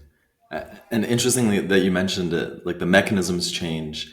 If you start seeing the data side almost as like how in the traditional financial system, there's economists and they look at what are the parameters that we can tweak to improve, let's say, the positive sum nature of the world. And really the benefit that we've seen over the past 3 years of whether it's simple funding mechanisms like coordinate circles, kind of looking back and giving value based on your peers, adding and contributing to your team, all the way to retroactive funding, whether it's kind of the Gitcoin mechanisms that use specific ways to allocate more based on the pool that has been committed by the initial sponsor, and based on the number of funds that the number of funders and the amount of funding, you kind of like come up with a correlation that helps. Or the new tipping mechanisms that you're seeing in some of the token communities to allocate per phase what the airdrop will be. And that provides more of like a real-time way to distribute those funds. But with these things, I guess from a measurement point of view, that's often what's lacking to make it the most accurate way to look at the nodes that are adding value and allocate funds to that. And so maybe using that as a bridge, would love to hear just like a high level explanation of what open source observer is and what you guys been up to. Since the last time we chatted, it was still early phases and you couldn't share much. Yeah, totally. So let me try and connect the two threads here. So I guess first off, every decentralized community, they effectively have a set of funding allocation problems that they're dealing with, right? So on the one hand, maybe they have a token, maybe they have a treasury, and they want to be able to allocate that towards whatever it is that they care about, whatever their goals are as a community. It could be getting more users to use their product. It could be encouraging more developers to build on top of their platform, and so on. And because of this constraint that you're doing things in a decentralized way, grants are one of the best mechanisms for allocating funding. And so you can construct a program where you are effectively trying to review every team, review every project, have very, very tight milestones, and then give each of them funding. And if you're not happy, you can readjust the funding and so on. Now, that's a very, very high amount of governance that is required, and mirrors a lot of the same kind of allocation and power structures that we have in the real world, where effectively the person with the money is in control and they are being very opinionated about what kind of work they want to see, and they're kind of reducing the possibility of being surprised and things just not going the original chart that was envisioned. So a different approach, of course, is say, hey, we're just going to say this is the thing that we care about, and then over regular intervals of time, we're going to look back and see who's contributing most in that area, and then we're going to apportion funding based on impact. And it could be that like the way that you weight different things is going to change over time, but effectively you're saying, come surprise us, do things that align with the things that we care about, and we're going to have this mechanism for going back and looking and deciding which contributions are most valuable. Now, as you try and scale this beyond like if it's 30 projects or so, it's actually fairly easy and probably better just to go in and do it yourself, or have a group of experts that can kind of look at those projects and decide which ones they think are the best. Once you get to 100, it gets a bit more difficult. You definitely want to have some data at your fingertips to inform the decision making. Once you get to 500, you need some kind of data. And once you try and scale beyond that to like 1,000 or 2,000 projects, so on, it's impossible for any one person to have good context on what all those projects are doing. And you need to have some abstraction layers between the people that are deciding how the funding is allocated and the products themselves. So we're really focused on that area of, if you have like a network or a community which is more than 100 projects, let's say several hundred, ideally thousands, what are some ways of more effectively allocating funding and identifying metrics that give you signal, not just into like the best teams and the teams that are like spam or not much more than like a hackathon project that was conceived in a weekend but doesn't have any momentum, but really in that like middle area. So which are the projects that are likely and that have potential to be the next breakout projects, the next breakout protocols? Which are ones that otherwise might be overlooked because the team is too focused on building, too focused on shipping, but you have a lot of positive signs in the amount of activity that's happening, the community that they're building, and so on. What we want to be able to do is use open public data sets to try and surface signals that will allow those projects to get more funding and to rise up. And ideally, over time, chart this trajectory of being able to go from being small, medium size to being a large, high impact project quicker than would otherwise be the case. Like specifically how we're doing that, with Open Source Observer, we're focused really just on the domain of open source software. The nice thing about that is that the entire supply chain is kind of open and public to begin with. So you can take a project, you can see that project's dependencies, you can see downstream who might be using it, whether it's developers or people interacting on chain. And so you can construct the software supply chain. And then what we're discovering right now is different types of metrics for looking at, say, user quality, user growth, overall impact on the network. There's different algorithms you can run to kind of see like the centrality of a project within some kind of a social network or across things like the Farcast or social graph. All of those become like data points that you can then use to say, okay, what if you're to give a bit more funding to this project because of these reasons? And once you're stating a hypothesis, I think this project should receive more funding because of this reason, then you can start testing how will those hypotheses perform over time. Lastly, the big goal is that you actually run a series of experiments. You're able to see how well funding against these metrics or these ideas that you had in mind, how those projects do compared to some counterfactual. And then that really gives you the ability to kind of prove the impact ROI of your funding decision. Stepping back, it'd be really cool to say, here's all the retro funding rounds that Optimism has run. Here's all the grants rounds that Gitcoin have run. Here's the impact of having, say, Arbitrum doing a top-up for every Gitcoin grant. And you can kind of compare all those things and say, okay, for certain types of projects, maybe this funding mechanism is most effective. For others, you need something completely different. We now have like the data set to start testing those things out, and ideally giving funders superpowers when it comes to how they allocate and how they make get the most bang for their buck. So you don't have a data issue because you can access data quite well, Right. but you have a talent issue, right? In terms Um, of yeah, resource. like there's definitely like the data, all the data that we're using, and this is like very important to us, is like publicly available data. So it's like blockchain traces, it's open social graphs like Farcaster or ENS. It's public code contributions on GitHub and so on. So very important that the data that we're using is open and anybody can verify where it's coming from and in theory kind of replicate the analysis that we're doing. There is definitely like, execution challenges around getting all the data in one place and cleaning it and so on. And honestly, like most of the past 6 months have just been doing that stuff. Beyond that though, the really hard thing is coming up with like good, meaningful metrics. It's very easy to identify bad metrics, and pretty much any metric that is like in isolation and not having some kind of counterbalance to it is probably going to be a bad metric. Like, again, just in the case of optimism, they care a lot about block space demand. If the only metric they care about is who is generating the most transactions or who is generating the most gas fees, then that's like a very easy thing to attack. You just create a bot that spams the network Right. and gets all the retro funding. So obviously that's a bad idea, but it is an important signal. Like you do want projects to be generating more block space demand. So how do you counterbalance that with, say, metrics related to user quality or the quality of these transactions? That's kind of the search space that we're looking for better metrics for, because ideally what you'll see is kind of a set of different metrics and some way of weighting them to ultimately inform an allocation of funding, as opposed to let's just deploy all of our funding against one metric, because then it becomes a target.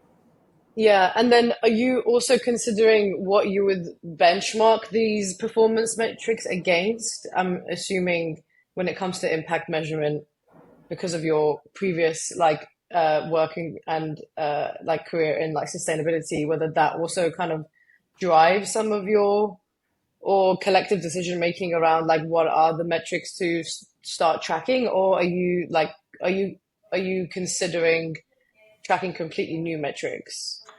Yeah, we're trying wherever possible to pick like metrics that already exist that people know about. So an example of that might be like, daily active users, or, you Yeah. know, transactions that are coming from trusted users, or the amount of, full-time developers working on this project. So all those things are kind of well established and people know what they mean. The thing which is difficult is that if you ask a person, which of these do you prefer, it will really depend, and it will depend a lot on the project. It will depend a lot on how these options are presented to them, the context of the other options they're given, etc. So even just saying, in general, I want projects that have good users. I want projects that are able to retain their users. I want projects that have a committed team that's kind of actively building, etc. All those things are pretty innocuous, and you can agree that they're important. The hard thing is saying, okay, now let's actually try and weight those things, or find some way of determining which ones are more important in certain contexts. So like the easier part is actually getting the metrics, but the hard part is saying, okay, how do we actually make sense of these and use them to construct some kind of an allocation which is meaningful? Yeah, I think the hard thing about crypto is that finding like true data in number of followers or number of mints, it's like a Right. little bit elusive because uh, elusive in a sense that like, are they really your true fans or are they really your true users? Because of the fact that it just gets attacked so badly with airdrop farmers and so on. So you can look like, you're somewhat like your daily active, not daily active, your user base is somewhat high or your like mint volume is high, but that does that Right. actually equate to quality leads or quality fans, right? Yeah, exactly. I think here what you really need are some kind of counterbalancing metrics. So you can have these things like, number of mints or number of transactions, or, just the number of wallets that have interacted with your protocol. You need the other side of that equation too, which is like, Mm. are these, for instance, power users on Farcaster? Are they within a certain trusted social network? Are they people that have been around for a long time and have shown the tendency to interact with a range of projects as opposed to just like swarm this one particular one? All of those things, create additional signal. We're not at the stage right now where we can say like that's the one, and we probably won't ever be at the stage where we can say, okay, like this is the only thing that matters. I think it's always going to be a plurality of different signals that you look for. Totally. And again, just like be clear, and this is like a post I read about recently.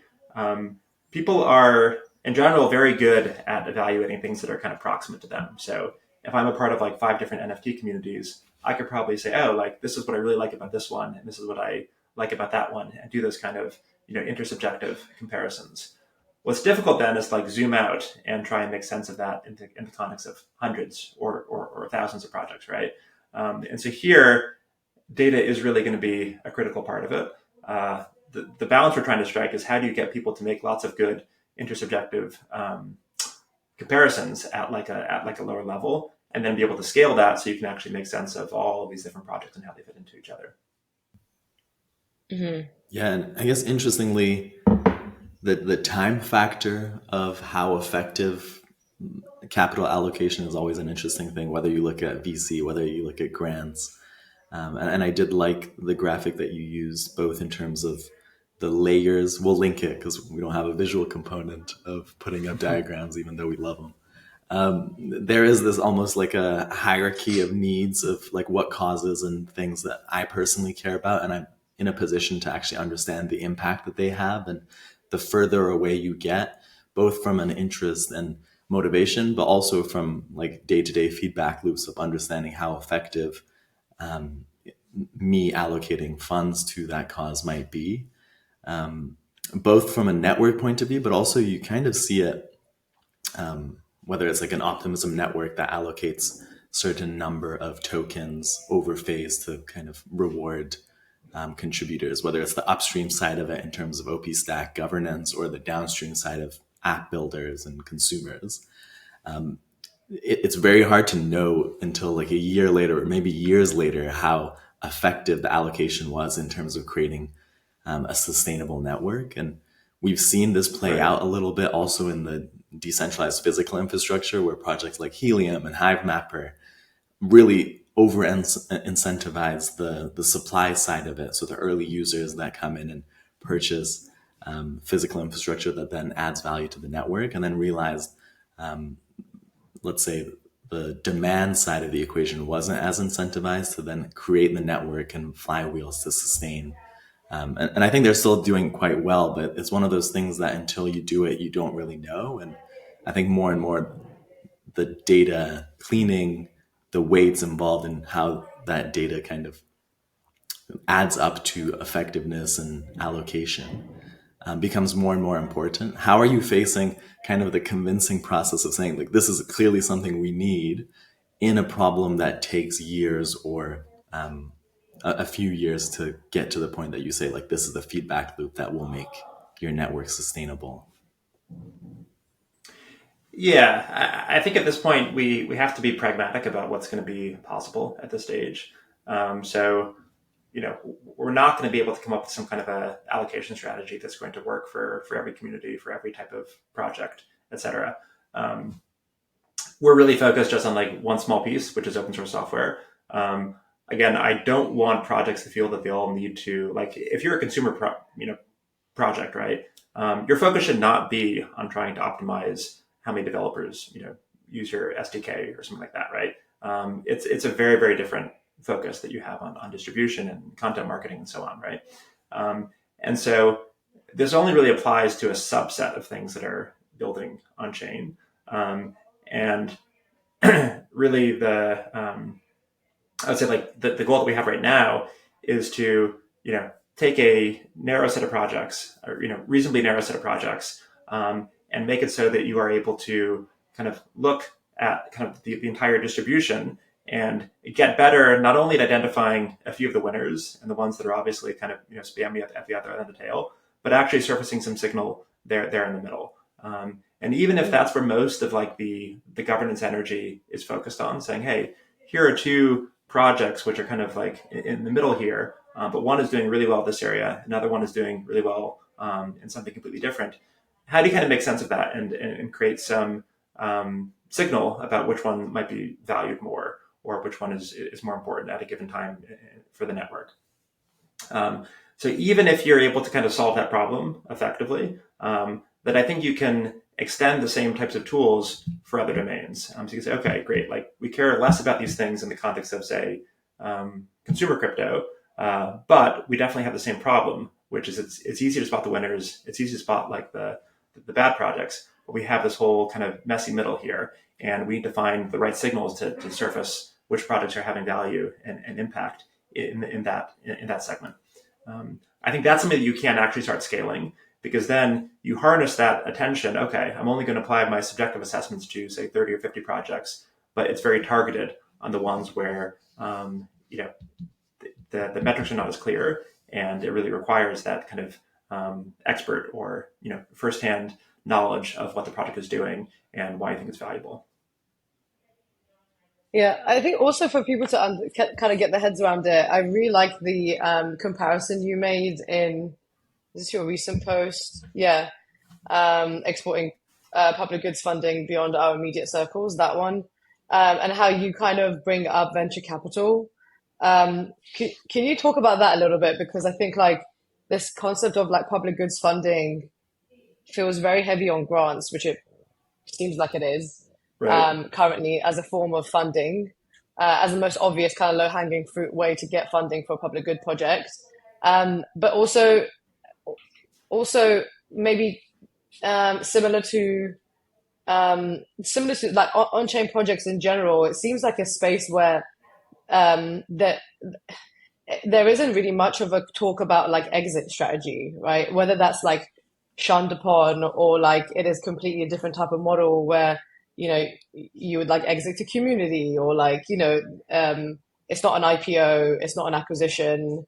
What is the form of an exit? Because like an exit, at least for private money, helps with payback, right? And then also kind of gives a pretty obvious way to try to measure value of a startup or of a scale up, because they've returned the monies in a sense, or they exponentially outpace the ROI. Um, does public goods funding need to be looked at differently for it to have a different type of sentiment when it comes to funding?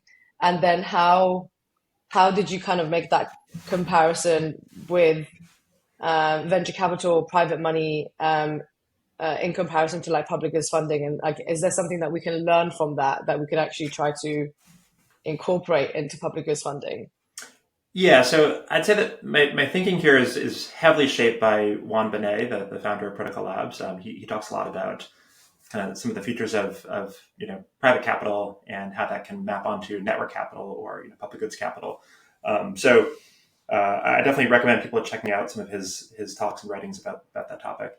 But like my own take on the issue would be that there's kind of two separate issues here. So one issue is, how do you change the incentive landscape so that more people want to work on these types of problems?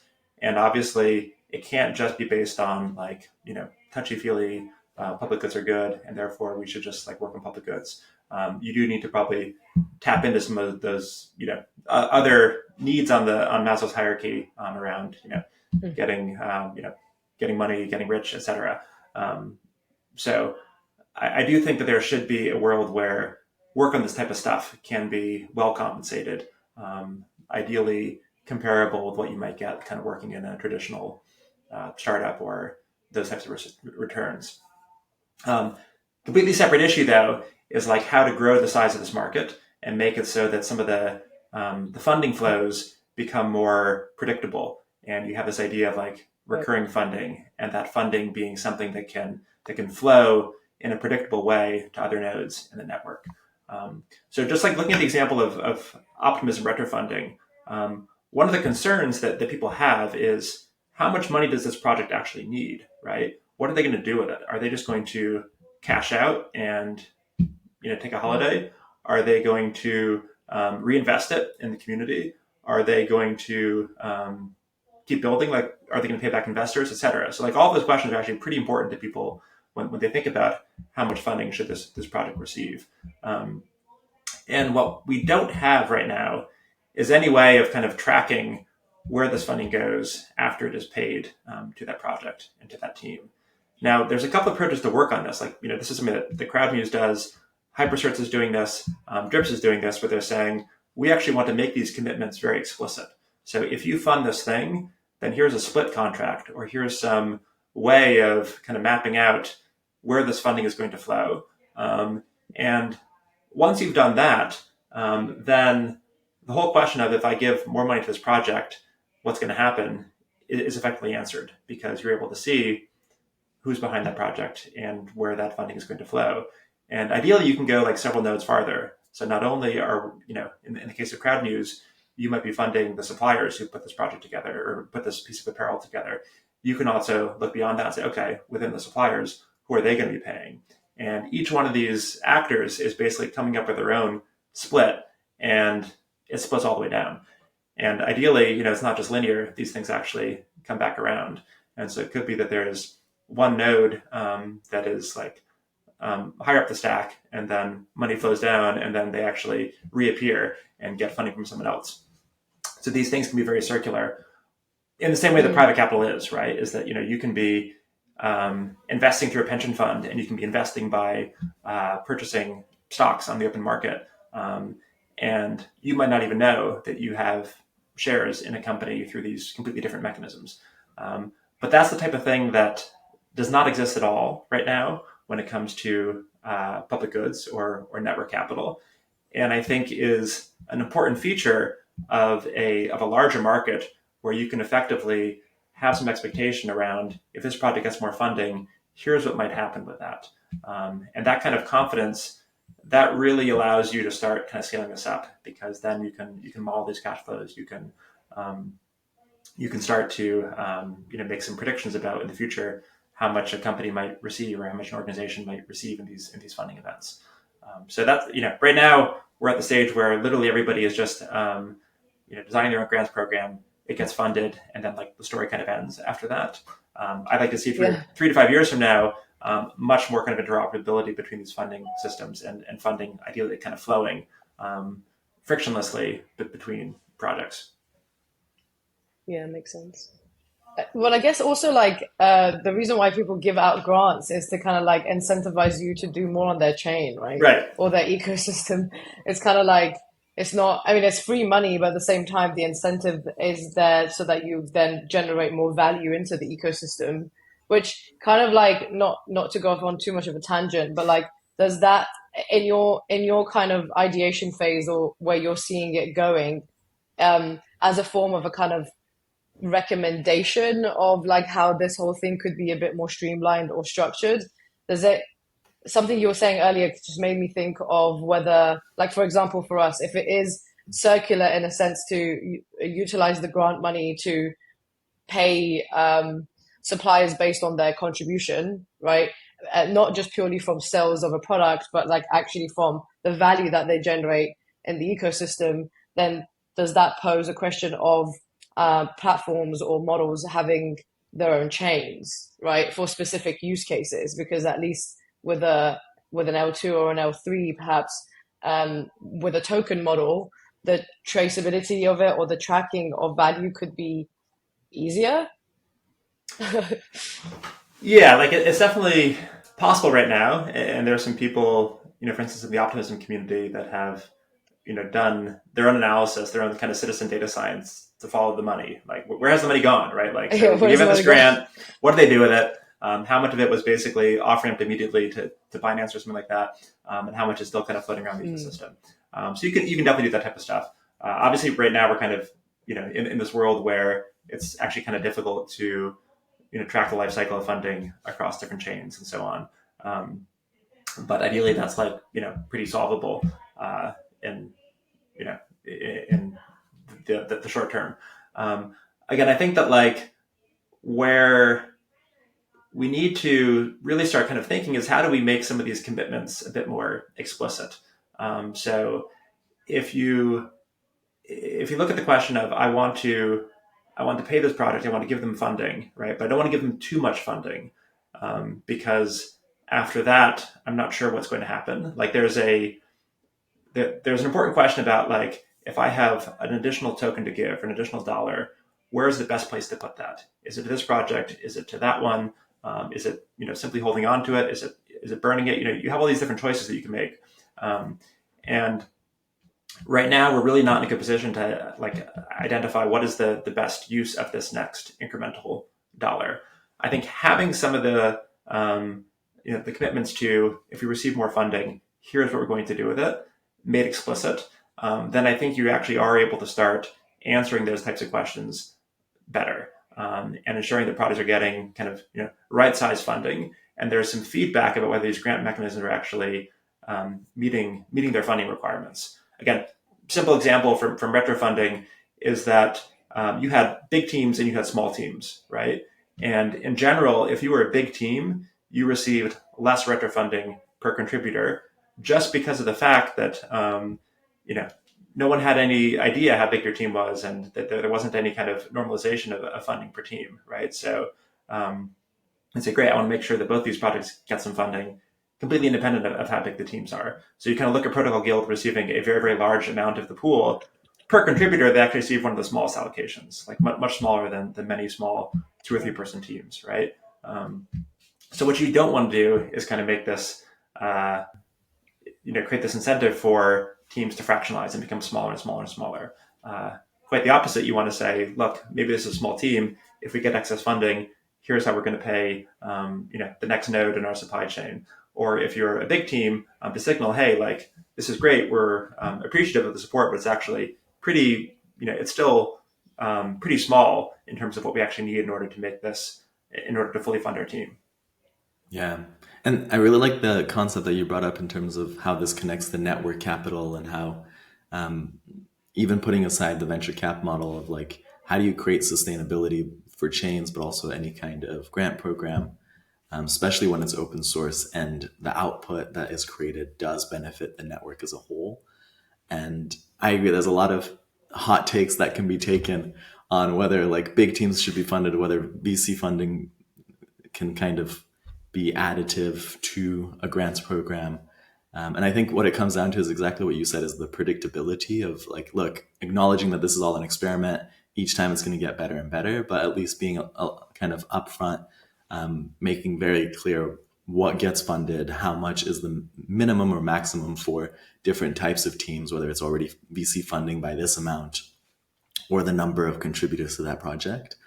But the other aspect of it is, as there's more track record and benchmarking of how that funding is used and the impact it had back to, let's say, optimism as a chain, purely kind of breaking it and categorizing it into the activity of the chain, but also how those open source contributions came back to other people building.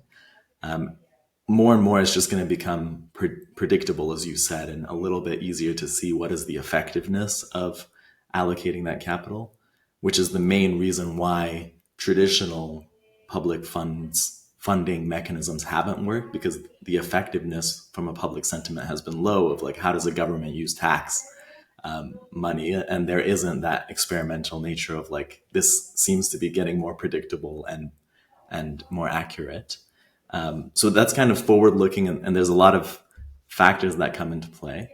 Maybe just thinking kind of short term actionable things that you think are ways to improve the current system, whether it's looking specifically at optimism retroactive, retro PGF, or just broadly, what are kind of advice or quick takes that you've seen based on the data that can kind of improve the retroactive funding programs that we see out there?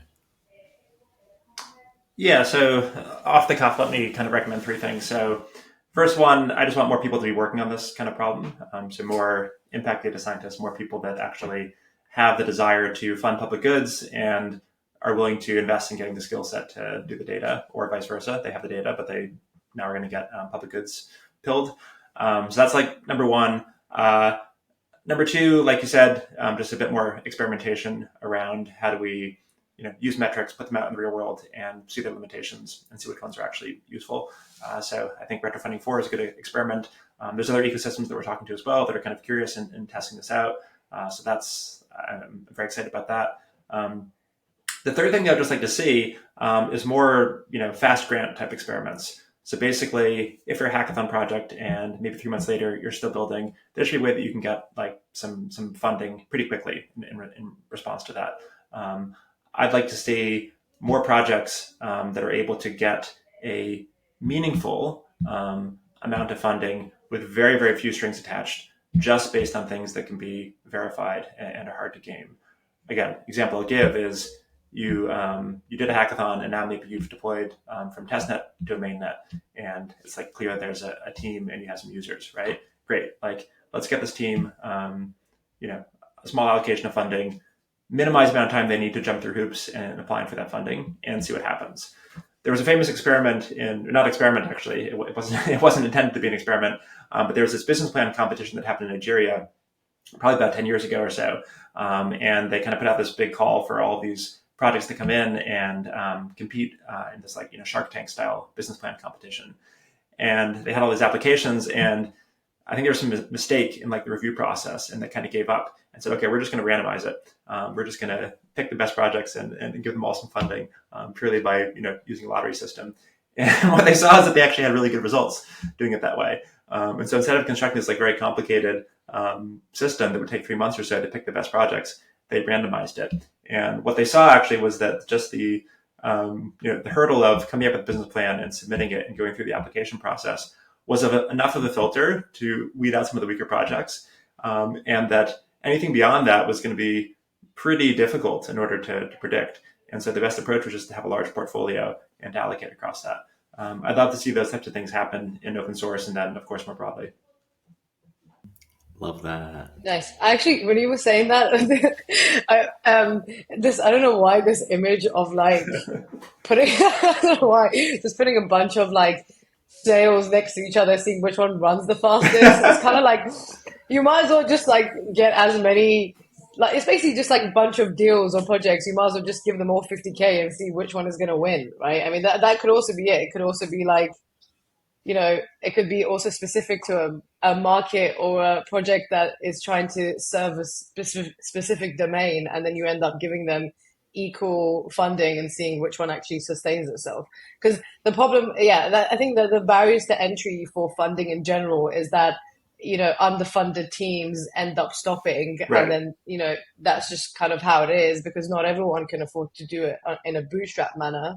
And VC is very bad at moving fast, right? Unless it's like a hot enough deal where they just don't even look at a deck. So like, I think underfunding could actually reduce like successful companies. And I think that could be quite an interesting one to maybe try and gauge or track to see like if they had got funding, or would they, essentially be, outperforming, or I don't know, because the underfunding factor of it is quite important.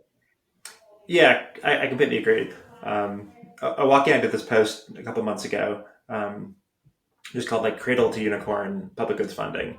And the post kind of identifies that there's this like phase where you've gotten out the gate, maybe you won a hackathon, maybe you have some initial traction, right? But then it's like, okay, do I quit my job? Do I actually work on this full time?